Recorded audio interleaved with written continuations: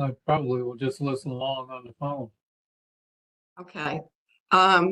Karen's recording now. And the first thing is the approval of the September 20th Advisory Committee minutes.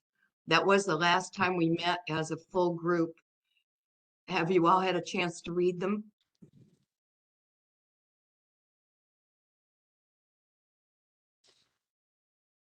I can see some very quick reading. Yeah, I wasn't there, so I don't get to vote anyway, though. That's true. Anybody who was there and has read them, would they like to make a motion to accept them? I make a motion, we accept them. Thank you. Is there a second? Pete? Second, Craig.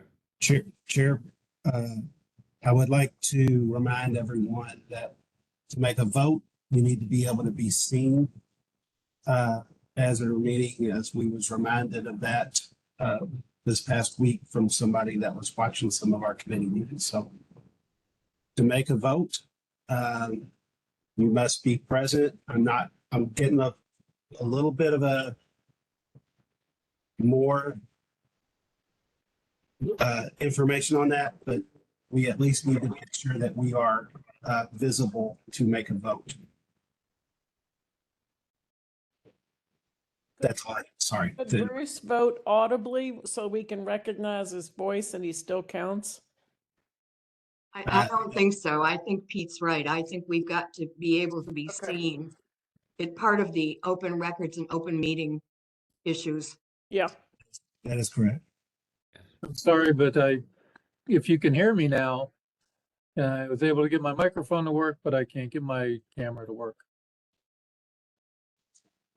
Yeah, I hear you. it has to have both. We only have 6 members that have the camera on. Oh, there's Adam. Hi, Adam. Sorry, yeah, Well, thank you. I'll get it going here. I can be visible and heard eventually.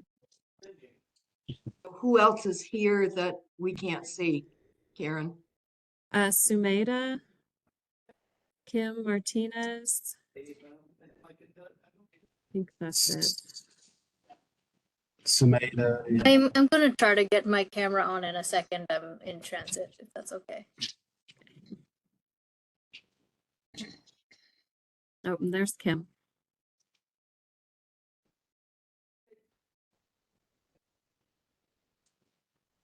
So that's 8 members, which is enough to do. a All vote. right.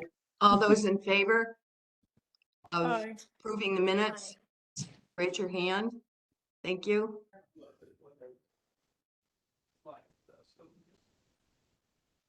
Okay, the next item is old business, a report from the Education Subcommittee update. Karen will do a better job, but I'll just tell you briefly what we're working on is looking at a broader group of people to talk to with education in regard to recycling. Karen will make it sound much more important now, Karen.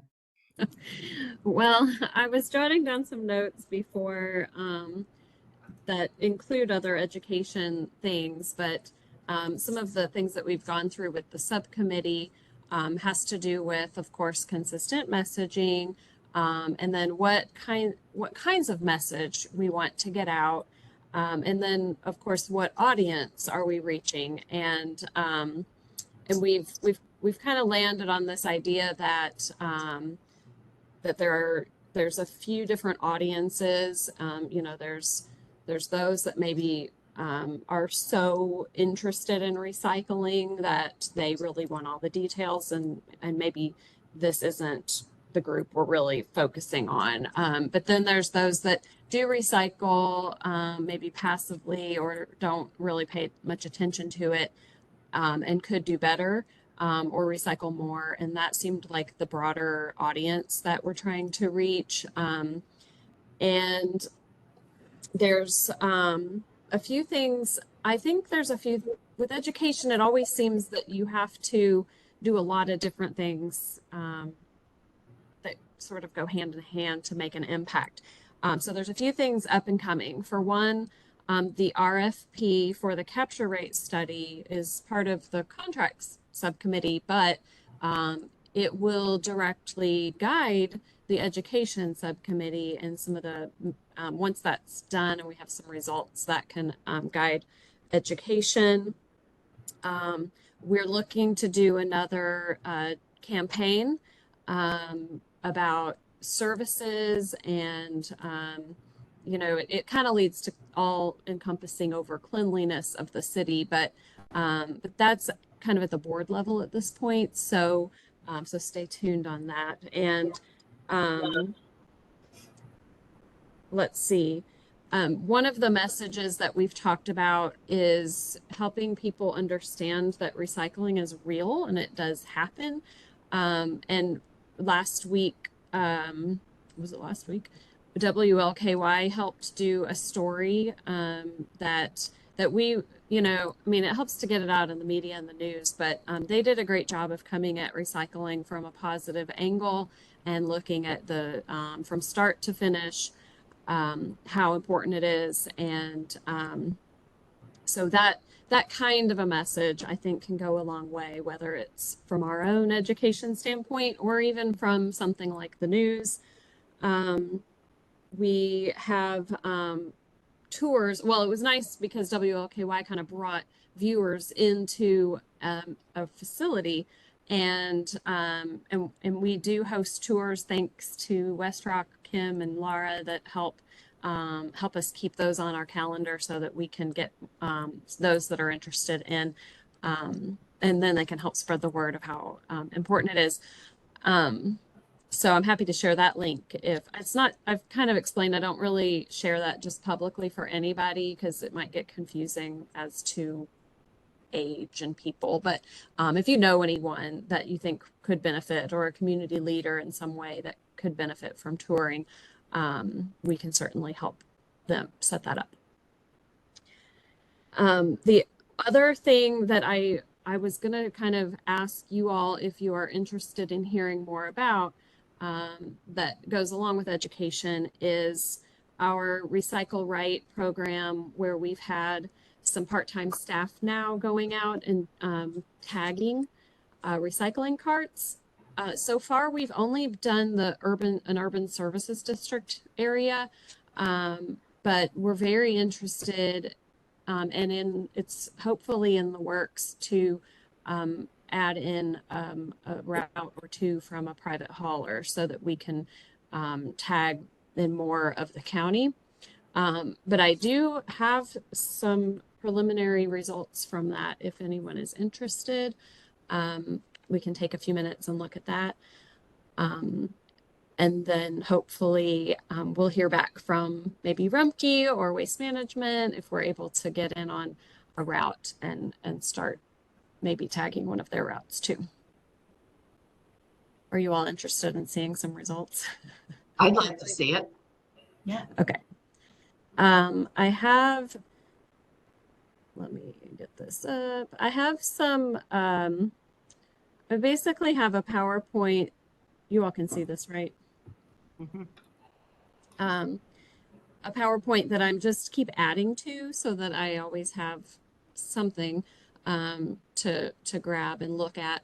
But so far, this fall, we decided on 5 different urban services district routes that we thought would be good places to start, just to see how it goes and kind of get all of this started. And these are the route numbers and the day of the week. We haven't started tagging on Fridays yet. Thanks to West Rock, they were able to do some audits for us. So our crews collected from each of those routes separately, brought it to West Rock and put it in the special place they said to put it. And then they went through and audited that material. So each route, this is Monday's route 12. Remember, this is just a section of the urban services district. It's one route that gets collected on Mondays. And so you can see I have a chart like this, thanks to them, of the pounds of each material that was collected, including what ended up going to the landfill. And therefore we have a recovery rate. And then they shared with us some of the top contaminants they saw in the audit. So I think 89% out of the 5 routes was the lowest of the recovery rate, which is still very good. And they shared some photos too. If you all have any specific questions about the audits, hopefully Kim or Laura could answer. Go back again, please. To the chart. Yes, please. It's remarkable how paper is so much heavier than the glass, which I think says less glass and more paper than, say, a decade ago. It's the primary contaminant. Look on the bottom right corner. Oh, For each route, they jotted some things down, or I guess the top things they noticed. So they changed a little bit based on the route. So this is Tuesday's the route. bag, it can't be by weight. I mean, grocery bags don't weigh anything. Right, they're going to be part of that 600-pound, like at the bottom where it says contaminants to the landfill. You're right, grocery bags are very light. It's just they gave us a list of things they saw that would be considered contaminants. Thank you. So this one had a 93% recovery rate, and there's some more pictures of how it was separated. 90% recovery rate for Wednesdays. Similar contaminants. And in our OOPS tag, we do have plastic grocery bags and wrap. So that kind of takes the 2 on our tag, as well as one that uses the word tangle, like large items and tanglers. So strapping or anything like that would fall under that category. Is the strapping from, I mean, how many, I thought that's more a business thing. How many people get strapping at home? I'd have to ask exactly what type of strapping they mean or where it may have come from. Okay. I was getting ready to ask you, so. Yeah, and I think I'll get with Laura and get clarification on that too, on exactly what that is. Right. Because that could be something you could add to the OOPS tags. Mm-hmm. Yeah. Education, if we knew what it is, could help it. Right. Yeah. Mm-hmm. Hey, everybody, this is Laura here. I am chiming in on this one as well. Can you all hear me okay? Yes. Barely.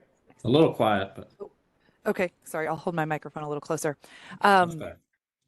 I questioned that as well because strapping is most often from businesses, but there are businesses in the urban service districts that are picked up on this, say, and I'm going to just use the classic Highlands, Barchtown Road slew of businesses that are all still included in. So that's what we kind of came to conclusion of. Unfortunately, there was no way to easily identify exactly where it came from. You know, there wasn't like a shipping label also stuck to it.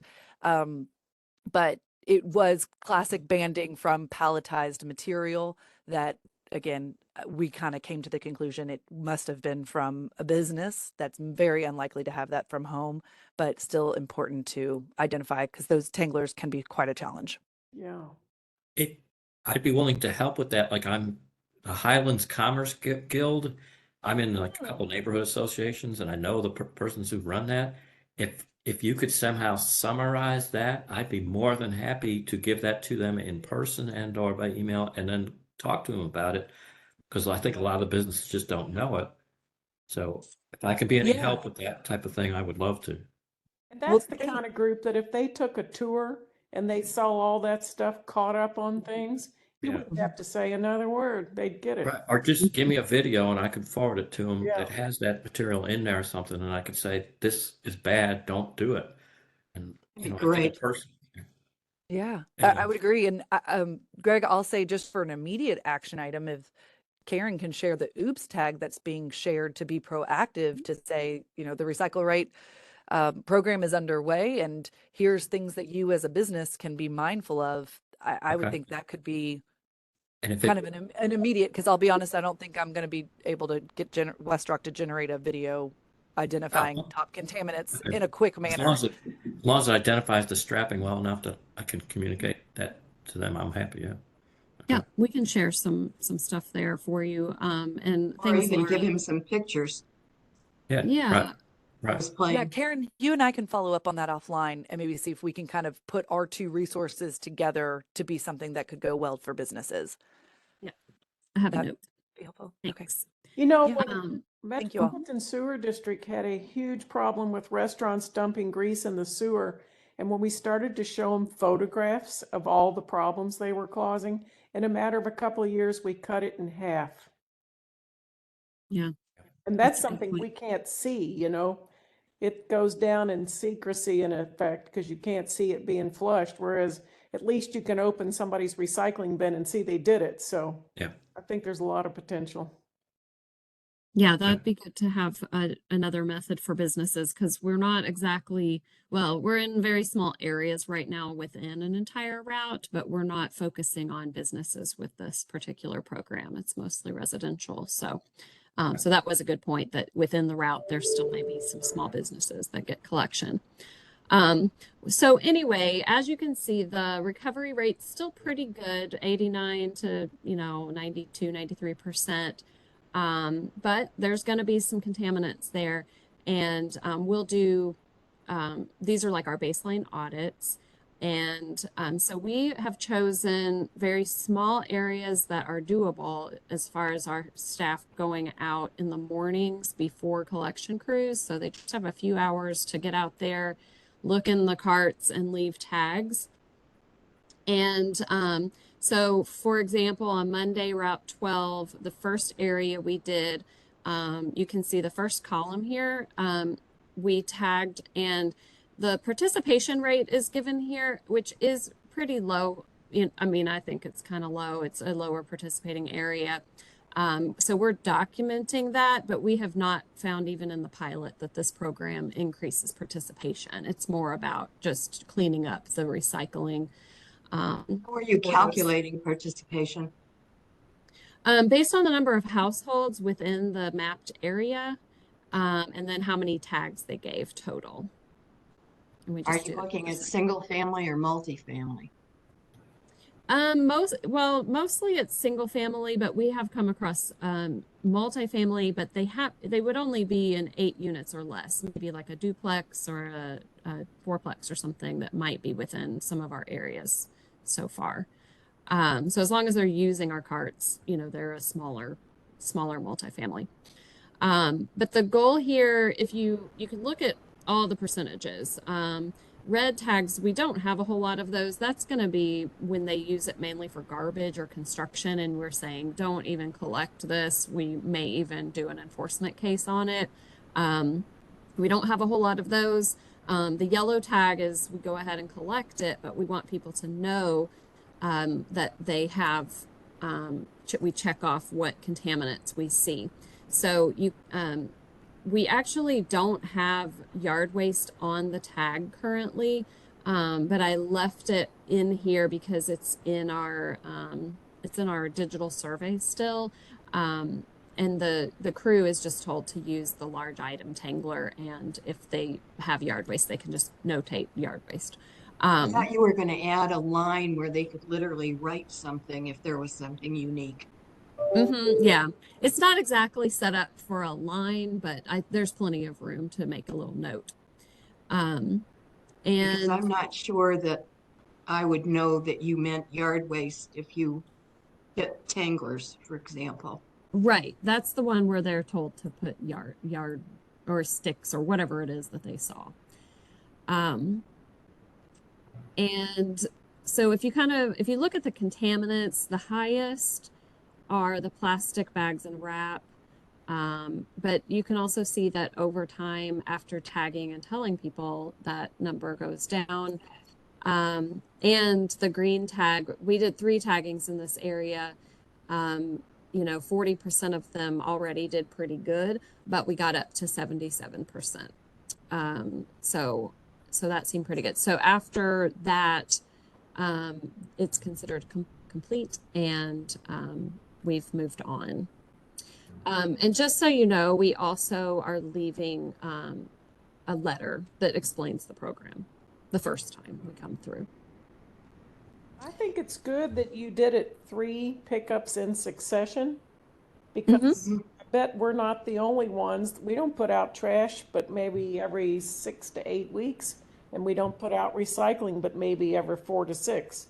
So it's good that you're doing it in succession, so you're more likely to get somebody. Yeah. You know, Yeah. have an encounter. The Tuesday route area, 21 route area 1, is the near Shawnee Park. And then we had similar results where we saw improvement with the green tags and lower on the yellow tags. The bagged items and plastic bags, again, are the higher one. We don't see styrofoam quite as much as we used to, which is good, but it's still there. A little bit higher of a red tag rate here, but it did go down.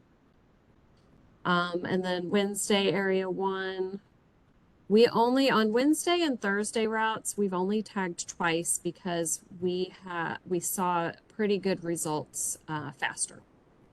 So we figured it's daunting to see how large these routes are and how far we want to go. So we don't want to, you know, belabor the point. If they are doing pretty good, we just moved on. So we've actually done this is another Wednesday route. We've done 2 areas that did pretty good too.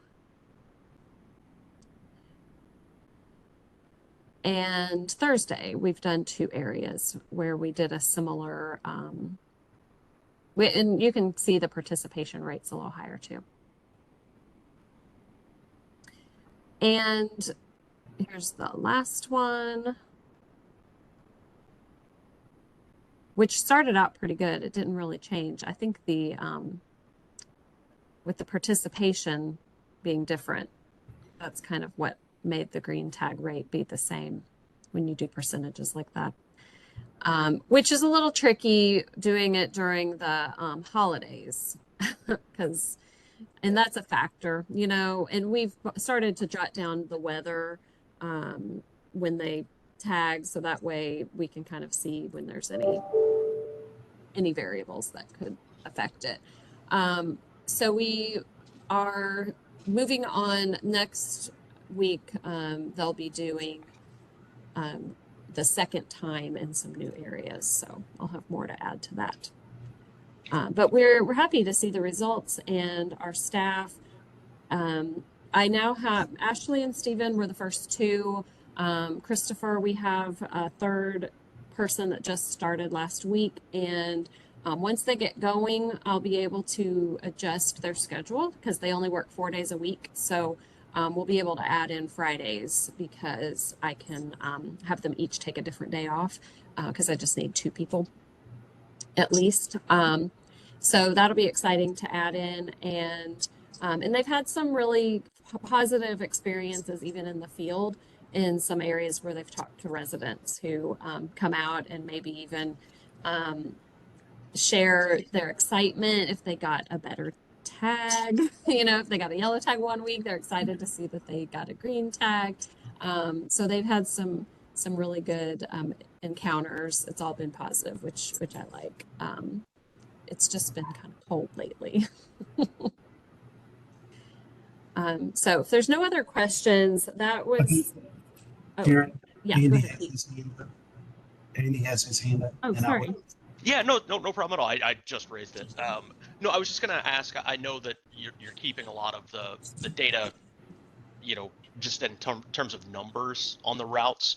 Do we have an idea of how many of the routes do have like commercial recycling in them versus those that are just residential? Because I think that's going to be an important differentiator, especially when we noted exactly how much, you know, especially paper was in the recycling. That's gonna skew those routes quite a bit. Yeah, so with the audit at West Rock, where they took all the material, that's going to include any route because I wasn't having our collection crews try to pick and choose what carts they collected. But for the tagging, we're not really tagging commercial areas. We're just going for the residents. Okay, gotcha. Thanks. I think if I could add, Karen, this program has been so far a huge success for us.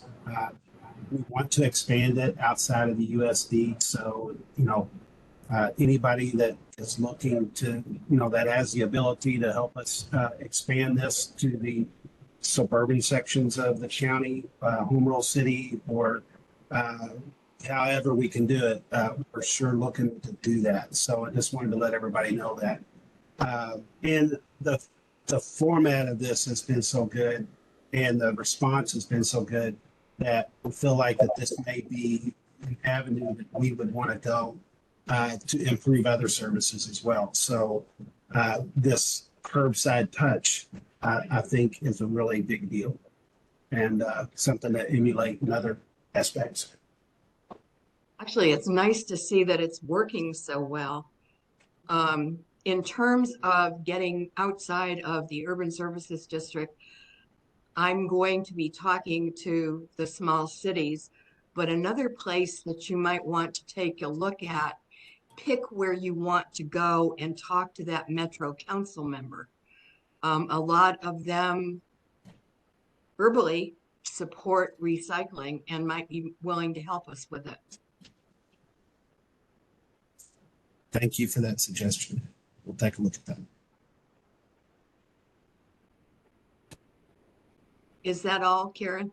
That's all I have for an education update. That was quite a bit. Thank you very much.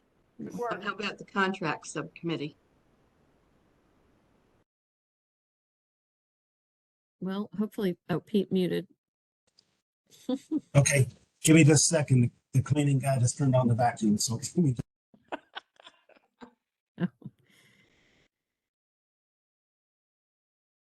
I think we are going to maybe continue some of the conversation we were having at the previous contracts subcommittee. While we're waiting, one of the other things that you might want to think about is the fact that we're getting a pretty all-new board, and all of the field trips that have helped all of us over the years. You might want to make sure that we take them to look at not just West Rock, but also they need to see where the yard waste goes and everything. Yeah, I'll do that. Yeah, we have an orientation with them, and we have discussed that, making sure that they can get out and do some of those. I'm not sure Andy really needs it, but we'll take him if he wants to. Yeah, I can take a field trip out the back door of my office here. Yeah, I No, I wasn't mean, too we're thinking welcome about him too to much. include Outer Loop and the RNG facility, on that as well. I'm sure we can coordinate. Yeah, Yeah, it'd that'd be great. So on the contracts committee, we've been we talked about two things, with the first one being something that I just sent you guys. And that is going to be these specifications for a shoot, let me hold this back over here. Specifications for a RFP, a cost of services study for Louisville Metro Waste Management District. And this was something that was in the 5-year solid waste management plan as a task. And let me share that screen. And for everybody's sake, I went ahead and sent that. So if you prefer to look at it through your email, it might be a little bit easier for you instead of just looking at the screen. So anyway, we discussed this at pretty good length, and I do want to tell you that there was a letter from the National Waste and Recycling Association in which Robert Lee presented and discussed, and some of the concerns that they had with this language. And we did make some changes based upon that, and I believe that we fixed all the concerns with the current language in the document, but there is still an outstanding thing. The NWRA feels like that there needs to be something added to this to do a survey. And I know Bob is here. And, I'll let him say this in just a moment. The one thing that concern that I have about changing this is that we would be changing what the intentions, sorry, I will blow that out, sorry.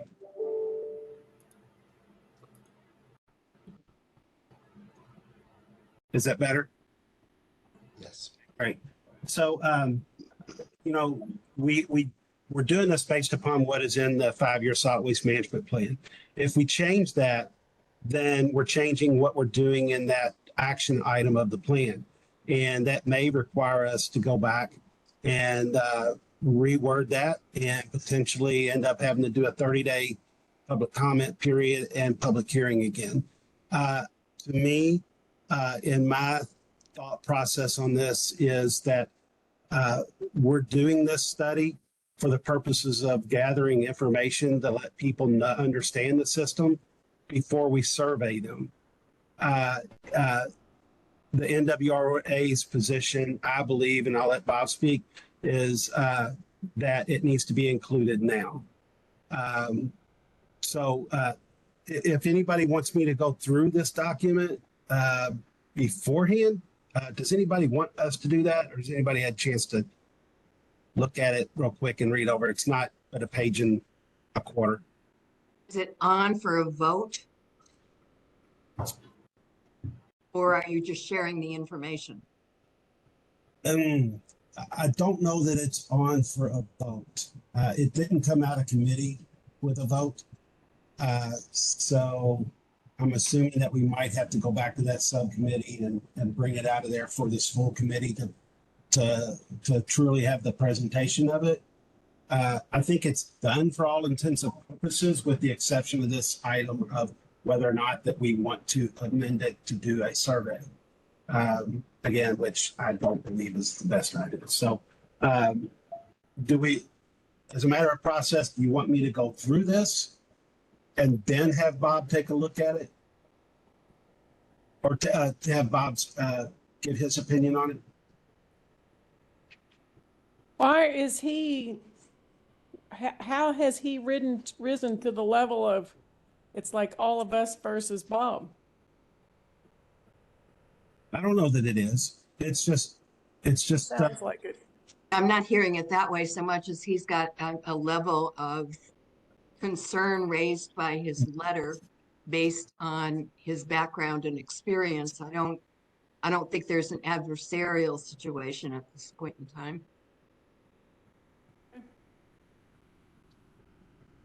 I don't know if you could raise to a level when everybody else is against you. It looks like it's almost just the opposite, Sarah, but I'm not for sure if I understood what you were saying. Well, it sounded like there was somebody's draft and then there was you. And I'm kind of like, well, wait a minute. I think it's the NWRA letter that we had to mention here. It's not necessarily anything into that manner. I just think that it was important that we brought this up at this committee because I would agree. I would agree. Yeah. Let me explain if you don't mind.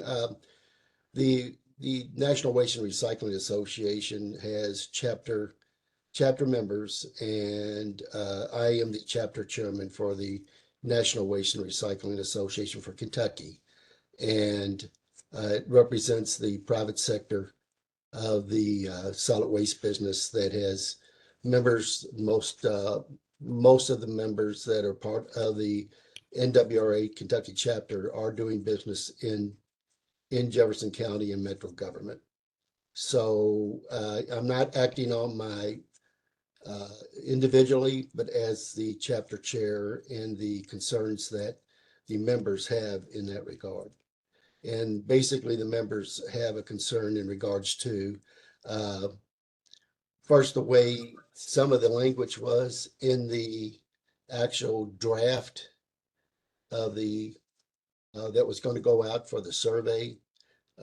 We did talk about that during the last subcommittee meeting that we had on for contracts, and the language that I was most concerned about, that I thought was very biased in regards to not only misrepresenting what has happened in the past as far as the solid waste private industry that has been doing business and has basically performed admirably for the last 40, 50 years, was sort of being biased against. And we did change that language, and I appreciate that.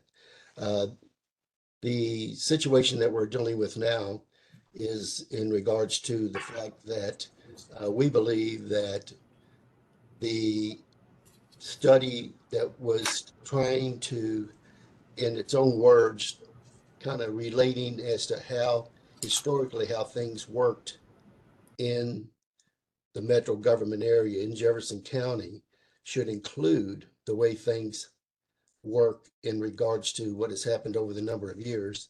And that is that the private sector has been a major part, probably the only part that has been available in order to perform services, and have basically got all the infrastructure, landfills, processing centers, inert material landfills and everything, have made the effort and the economic effort in order to make sure that everything has done very well in respect to the choice of free enterprise and the fact that customers want to choose not only the service type that they have, but also the service provider that they have. And we think because that has been the history in the area for the last 50, 60 years, that too should be included in the historical references that are made in regards to what has happened in the past and what should be considered in the future. And when I read the specifics in regards to what is in the 5-year plan, Pete, I don't know what your reference is in regards to that you would have to rewrite it. If you would help us with that, I'd appreciate it, because I don't think we have to rewrite anything. I think we just have to make sure that when we go out for a bidding process, that the consultants understand what the historical references is and how things have worked over the last number of years. Excuse me. So when I talk about changing the action item, typically if there's, and this not just related to this item, but any item, if you change the action item in the currently existing 5-year plan, you have to make notification to the state. The state decides whether it's a minor or a major amendment to the plan. And they decide if it's a major, then they would require you to go back out to public comment and have another public hearing. That is, because this document was created with that process, if you change that document, their thing is that public input has to be reconsidered. So, it could be that we don't, it could be that we do. But I believe that if we are going to make the place that it starts is with the 109 board.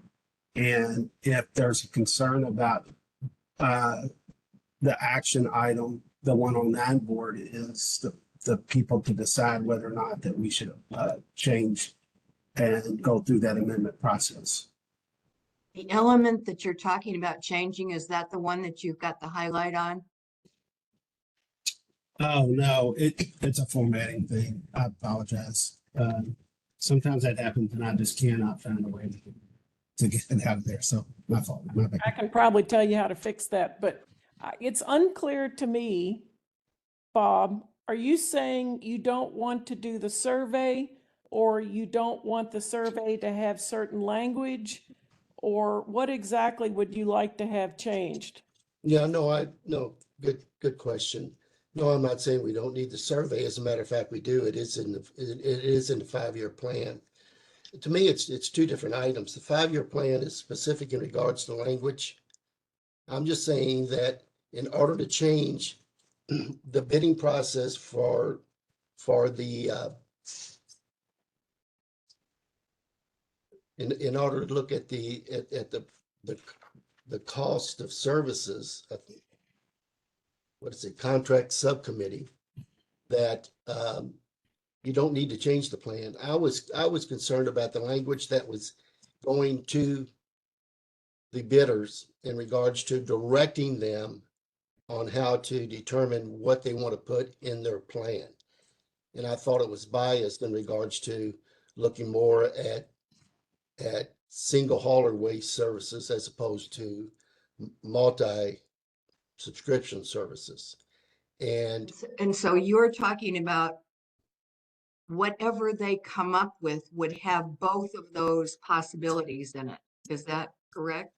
it would have both of the possibilities in it, but, you know, even when we talk about the difference between home rule cities, subscription, and the urban service district, you know, to me, for the last 50 years, if you have a specific type of service, and that was private sector service, multi-service, that would be one of those historical references that you would want to put in your bidding process, so that consulting firms understands it and also addresses the private sector issue as well as single source and the home rule cities. It's not changing the 5-year plan. It's simply changing the language that's in the bidding process for the contract. Can somebody tell me what the point of this conversation is? Yeah, I'm trying to figure that out too.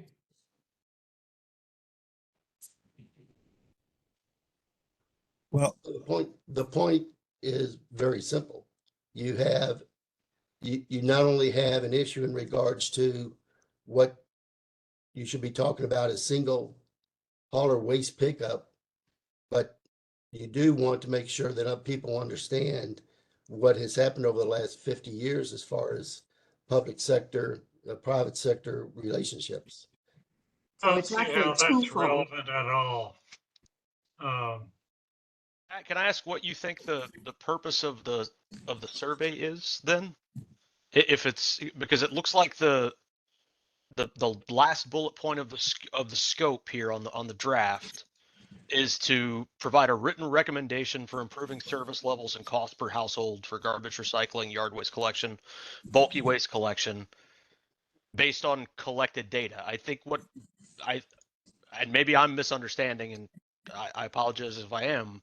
I think what Bob's trying to say is that if we're trying to make a recommendation of how best to move forward from a current system, that you have to understand, or at least provide in the RFP documents, the entirety of what the current system is for all of its positives and negatives, right? Because we do have such a strange mix of urban service district, private sector, unincorporated, HOA franchises, small cities. I mean, we're one of the only countries or cities in the country that has over 100 incorporated cities. I think what Bob's saying, and Bob, please correct me if I'm wrong again, that you just want that reflected in the information that's being sent out as part of the RFP. Yeah, exactly. Is that helpful, Andy? I'm sorry? How is that helpful? How is it helpful for them to understand what we're asking them to do? I mean, look at the first paragraph under. How is all background. this historical context helpful? Well, partially it's helpful because people have selected what they're doing now. If we're restricting those selections in the future, that makes a major change. We're not restricting anything with this RFP. We're seeking information, and I think it ought to be as direct and succinct as possible. If somebody wants to write a historical treatise and include it as an exhibit, that's fine. Pat, I don't think it's just collecting information, though. Bob, I saw Brandon pop up that said, can you scroll down to the last bullet point? I think where it becomes not just collecting data is when you're asking for a written recommendation, which is totally fine. Like that, I don't think there's an issue with asking for a recommendation. But that's not just saying, here's what our data says.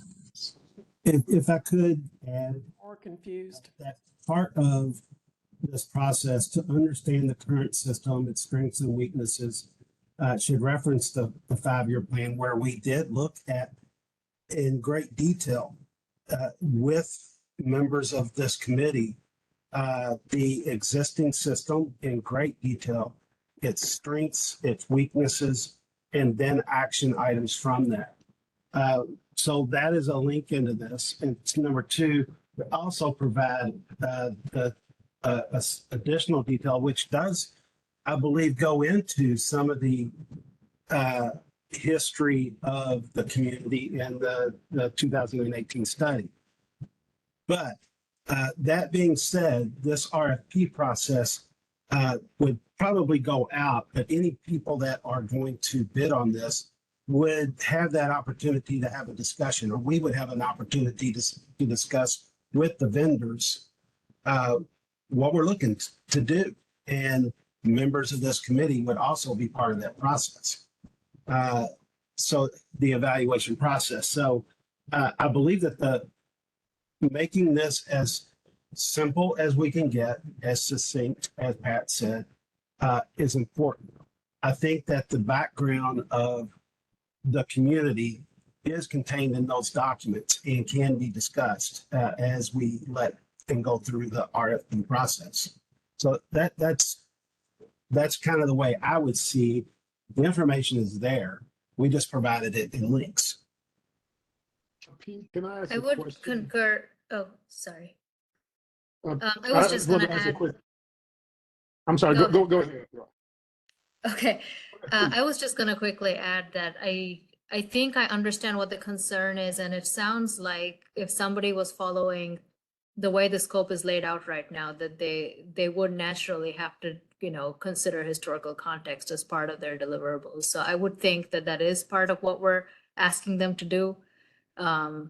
So yeah, and I think that, I'm not sure if there's anything else we can add to necessarily clarify that. I feel like the language here, that historical consideration is inherent in this language that's here.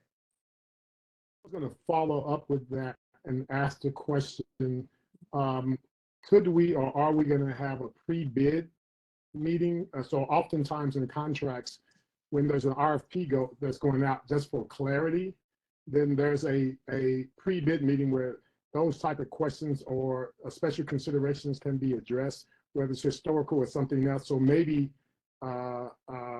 additional part of this could be a pre-bid meeting where then any, and one of the things that does, it helps identify who's interested, but also allows you to address any special considerations. We can look into doing a pre-bid conference. I think,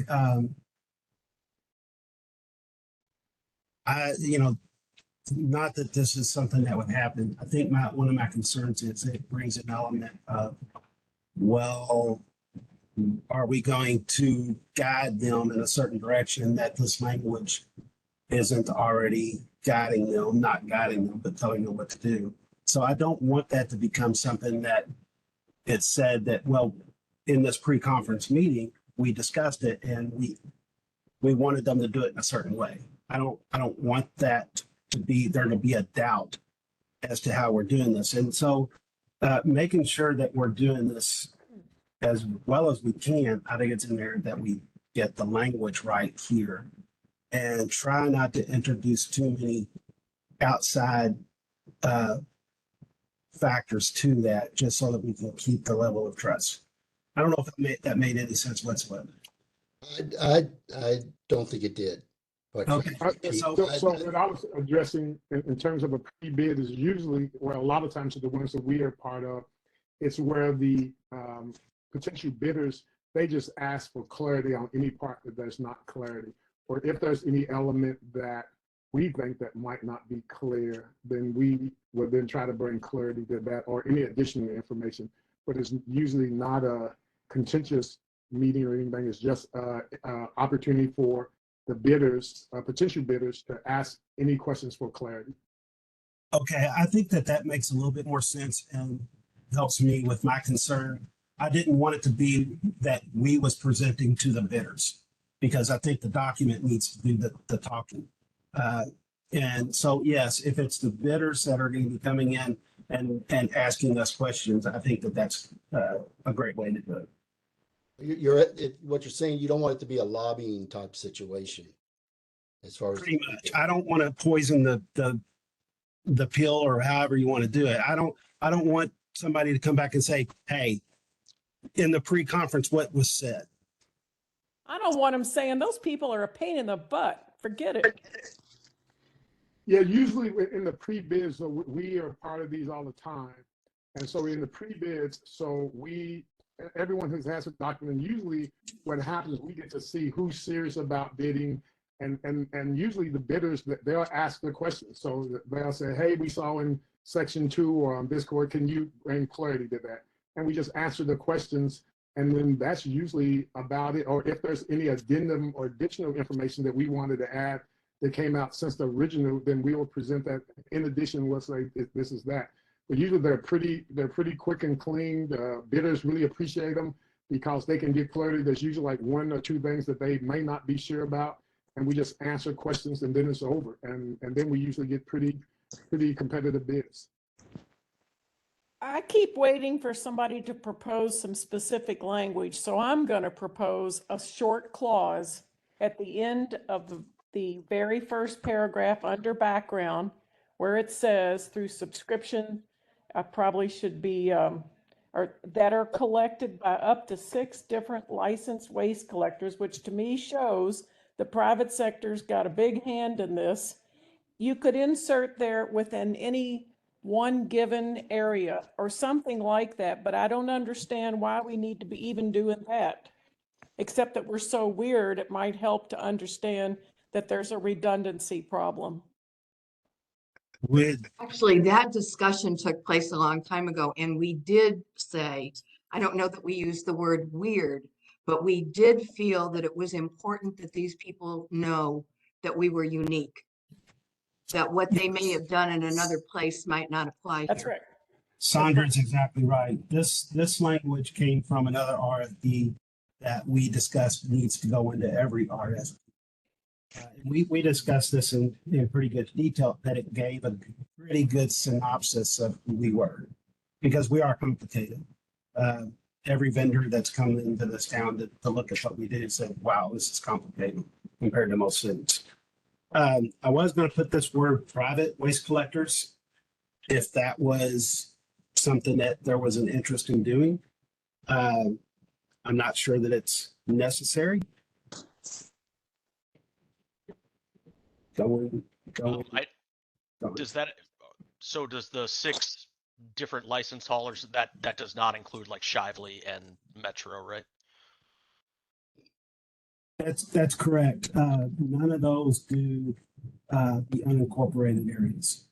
Right. No, I knew that. I just wanted to make sure the math was correct. If we were including those other 2, you couldn't say private.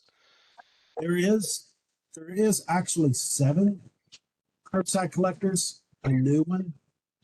And I would have to look to see how many curbside they have. They basically stuck with commercial.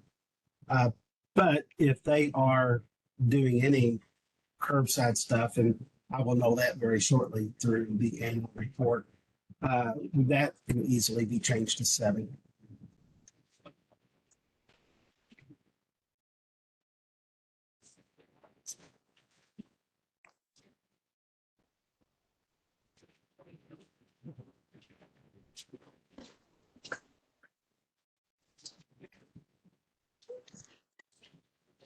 So not sure where we're at right now. I was getting ready to ask you. I think that there's a lot of language in here that reflects that we want to fully understand the current system. So maybe some specifics on proposed changes would be easier to kind of debate. Hey, Whitney, I think your mic is open.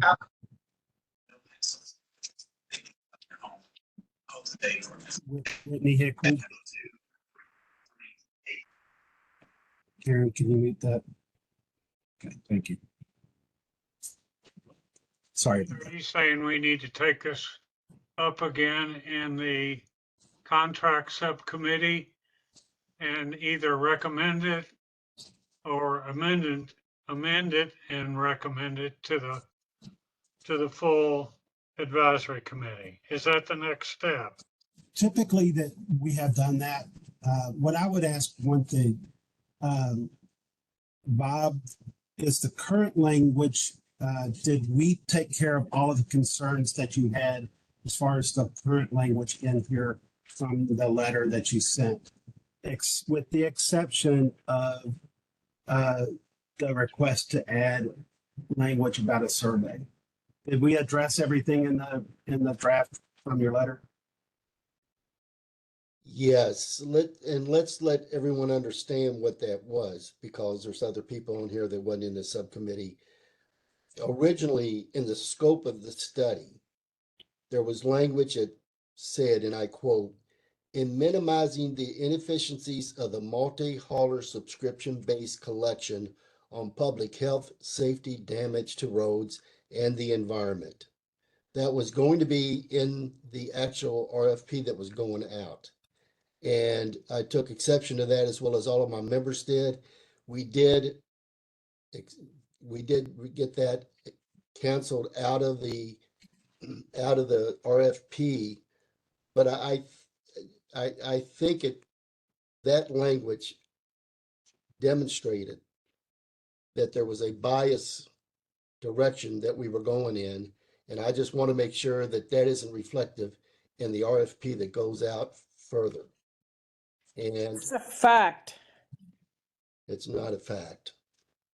Well, this So- this is all about control. Once again, we've been doing this for years. We need to get off the pot and do it or not. Well, Except do life it. is never that black and white. to address what Bob said, when it was brought to us, and again, this was a first draft of a document. It was drafted with the understanding that it needed some work. It is basically a draft. When this was called out, there was really no discussion as far as opposition to taking out that I can recall. And I think it was fair to take it out. So we did. And that comes back to the question of, since we addressed that concern, is there still any language in here that is in opposition? I just want to go on the record that we environmentalists ought to once get to have something that we think reflects our reality and why we spend so much of our time for free on these committees instead of the business people always getting to dictate how things go. Just once. I don't think that necessarily Ridiculous. in this case here, we are trying to come up with a straight document. And anybody that we have a quorum, if there's something that the environmental groups feel like should be in there, and we go back and forth and we have a vote about it. That's the process that we've always had. Right. But we are in such a weird, inefficient system that any contractor who isn't already familiar with us doesn't really have a lot of inspiration to ask us, do you have a lot of redundancy? Because other people don't do it like this. And I think it's what the public tells us they want to get fixed. So I think we ought to say, this is what makes us unique, because contractors, these consultants do a lot of cookie cutter crap where they take a study they did for somebody else and they massage it for you. And we're not even going to address it if we don't bring it up. Sarah Lynn, I I think you're move actually that making we the point that we approve were the making. RFP as appears in the draft that's on your screen. Beg your pardon? I move that the committee approve the RFP as it appears in the form that's on your screen now. Second. Actually, it's not an action item for this meeting. Can it be? Doesn't mean it can't be. Yeah, can we make it so? Right, it's not an action item not to approve it either, so we've been talking about it. I think the Years. motion's been made and seconded, and why don't we vote? I haven't seen anything clear that anybody specifically can say that they don't like, except they don't kind of like it. So unless somebody comes up with something more specific, let's vote. It's been motioned and seconded. Pete, do you need to take it back to the contracts committee as you indicated earlier? I'm not so sure that Robert's Rules of Orders would tell us if somebody calls, makes a motion on something that we don't have to act on that, whether or not I believe that it should go back or not. I believe that in Robert's Rules of Order, and you guys probably know Robert's Rules of Order better than I do. If somebody calls something, we have to act on that motion? Well, that's what I'm asking you. If we do have a motion and a second, so the next thing would normally be a vote. I believe that you have to go through with that vote to see where it is. I mean, it's a good motion, and I think we have to address that motion first. If it passes and this language is adopted, then the specifications on this document are fine. Okay, I think that this would call for a roll call vote I would of the agree. people that are here. Is there any other discussion? I was going to say, if you take the document down, we can see each other better. Since we can't see the whole thing anyway. Pete, can I say something just really quickly to Jess for other discussion? Not to, I promise this will not, I do not think this will open a can of worms. Yeah, Andy, I'm not the chair, but sure. I don't have a problem with that. I'm not even sure. As Sandra, are you the chair? Pardon? Are you the chair right now? Yes, because Bruce isn't. Okay, all right. So I don't have a problem, Andy, if Sandra doesn't have a problem with any more discussion. Yeah, no, thanks. And I think, and sorry, I spoke over the other person that was speaking a minute ago. I think, Sarah Lynn, the point that you were making earlier about wanting to just have a clean document and lay out what the current weirdness is actually sort of what the NWRA's point was originally, because we get so many cookie cutter sort of consultant, documents where they just sort of go from city to city and propose the same things. Understanding the way everything is laid out in Louisville is very important. And again, that's not meant to scare them off or to not have them, provide us with good data or good detail. I think what the language was that was being asked to be removed sort of had its thumb on the scale at the start. And so we're going to get data back that's going to let us know what residents think, what residents are paying. Hopefully it will have some a question in there asking them whether they think price is more important or whether they think service level is more important, or whether they think efficiency of system and environmental impact is more important. Because I think if you're going to get a recommendation out of this RFP that all of that information is important, I don't know what the scope is going to be of those questions. And I don't think we should have, too much input on what those are because we're not data analysts, but I do think it's important, like you said, to just make sure that we give a true background of what our system looks like. Call a question on the motion. Anybody else want to make a comment? Yes, I would like to make a comment. I would feel more comfortable if we took the idea in regards to a pre-bid meeting before as part of the RFP, so that we can make sure that everyone understands the facts that are at hand prior to the actual written RFP goes out, or as part of the RFP. I thought it was a good idea.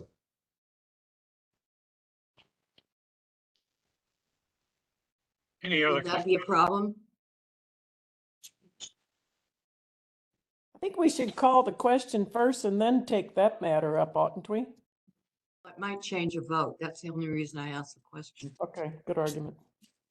I didn't hear your question, Sandra, if it was directed at me. The question was the pre-bid conference. Is there a problem with doing that? I don't believe so. That's something that we don't necessarily have to be written anywhere. That is part of the purchasing process. And if we ask for that, then we can certainly get that. And if not, I would come back to this committee and inform the committee of that. We're going to have to do it according to the law. Having a pre-bid meeting is not something that's an issue. Again, call a question on the motion. Pete, what you just said, you would not have to have that in the request for a proposal, that you would have a pre-bid meeting? It wouldn't be necessary to be part of the RFP? No, we can just say that in the process. This is just the specifications. It's not the actual RFP. The RFP document's much bigger. It's a boilerplate that's used on all RFPs. And that pre-bid thing is something that they'll ask us if we want to do. And the answer to that would be affirmative. And it would include us, right? In what regards? Well, I want this to be transparent. I'm really tired of the backroom BS. So if we're going to have a pre-bid meeting and the regulated body is going to participate, then the tree huggers get to participate too. Well, Seconded, and I'm calling for a vote. Are we ready to vote? Sure. Okay, so this is going to call for a voice vote. Karen, can you call out each member and record their vote? Yes. Hey, Pete, I'm sorry, but before we do that, Brian Slade is not on this subcommittee anymore. The question is, do I have a vote, or am I on the subcommittee? We don't allow proxy. We are in a position right now that next week we'll be making adjustments to the committee. As of right now, Bob, you're not a member of this committee. I understand what you're saying. Brian Karen, did he officially tender his resignation from the committee with an effective date? There was an email, but we didn't really, I know he's been attending the subcommittees still, just not here tonight.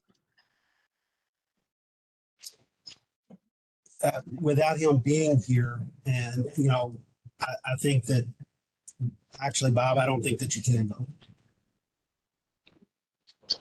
Okay. Question. So Are we Karen, ready then? Okay. Read off the names of the voting members. Yeah. Yes. Okay. Bruce Burrow. Where'd he go? Bruce, can you hear me? I think we lost him. Oh, he's right there. yeah, he's here. He's on camera. Oh, He's He in, votes no. Adam. So just so I'm 100% clear, we're voting yes to move forward with a document or no to not move forward with a document. Correct. I vote no. Sandra. No. Matt. No. was that an up or down? I couldn't even see. Couldn't tell. Was it down? No. Kim. I think that was a no. Okay. Pat. I think audible. Let's do audible. It's too hard to find people on the screen. We're almost finished. Pat. In more ways than one. Yes. Greg. Yes. Marie F. No. Sumeda. Yes. Sarah Lynn. Yes. Hell yes. the motion fails 6-4. So since the motion failed, it will go back to subcommittee, and we'll have some more discussion about it. This is why that we are the way that we are. So this is the process that we have to follow. And we'll take it back to the subcommittee and we'll have more discussion. And we bring it back to this committee. in a different form or in the same form. It just depends upon how we go forward before the subcommittee. So, Is that the end of the contract subcommittee reports and actions? yes. So we are at the host community agreement, new business. Yes, I wanted to bring this up, and I brought it up a couple times, but we've kept getting delayed, and we've had some changes. So I wanted to just bring up again that we need to start the host agreement talks. It's overdue, and I wanted to get a few members that can be a part of this that we can use in the coming up and having our negotiations. So it would be more keeping in mind that we have competitors. Does everybody know what a host agreement is, by the way? I think everybody should. Okay, so Well, actually, why don't you, just for the record, go ahead and say something? okay, so basically, because there is a landfill within our county, we have host community rights, and the state permits the landfills in the community, but it also gives that community these certain rights. This document is a contract. It's a legal contract between the two parties that kind of goes over and controls where waste comes from, what waste can come into the community, any kind of benefits to the community for hosting the landfill, and those types of things. The one that we've had expired a long time ago. It was in practice from 94 to 2014. And an example of why host communities agreements are important is two things. One, there was one in Eastern Kentucky where there was a huge amount of waste. 90% of the waste was coming from the East Coast, New Jersey area into that landfill, more than what the design capacity could be. This is my understanding of the situation. There was a large slide. The odors became so bad in the community, and it caused a significant uproar. A host community agreement can limit the waste coming in but from a service area. If anybody's old enough or they remember the garbage trains or garbage barges, they were just floating down looking for a landfill, and they can fill up your community's landfill really fast if you don't watch it. Another example would be that a landfill accepted fracking waste, which was low level radioactive. It went into the landfill, and unbeknownst, some of this was obviously against the law, but it's also a host community agreement in our past did prohibit the bringing in of any of that waste into our landfill, or not our landfill, but the landfill within our county. So that's it. And anybody that wants to be on this committee, I am going to send out all the documents. There was a main agreement. There was 4 amendments to that, and also information from the state and other information on drafting these host agreements. Andy, I think you got your hand up. Yeah, thanks. Obviously, I cannot be on that committee, but I do want to give just a very brief framing on this. That the Waste Management has agreed to have conversations about a host agreement as part of the settlement around license fees with Metro. Just so everybody understands, there's no legal or statutory obligation to have a host agreement, but we are definitely open to having conversations and trying to see if there's something that we can get worked out. But in most cases, a host agreement is part of an approval process for an expansion or siting of a new facility. That is not the case here, but like I said, that's not going to foreclose on us entering into a new agreement. Thanks, Steve.